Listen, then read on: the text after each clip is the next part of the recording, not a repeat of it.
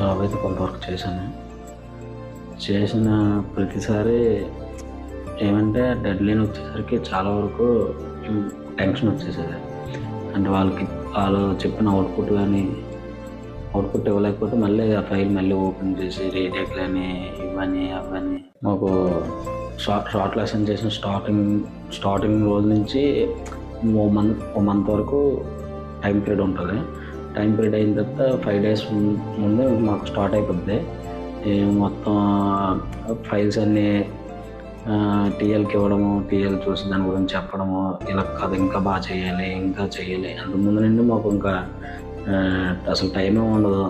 వెళ్ళిన ఒక 1 hour ఫుడ్కి మళ్ళీ వెంటనే వచ్చి కూర్చుని పోయి ఇంక వర్క్ చేసుకొని సంఘం నాకాల.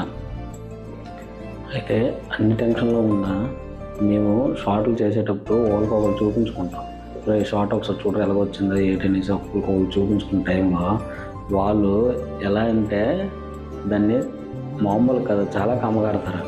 అది చాలా విధాలుగా చాలా అంటారు. మాకు ఇన్ని టెన్షన్లో ఉన్నా అలాంటి మాటల్లో మాకు ఒక రిలీఫ్ వస్తుంది.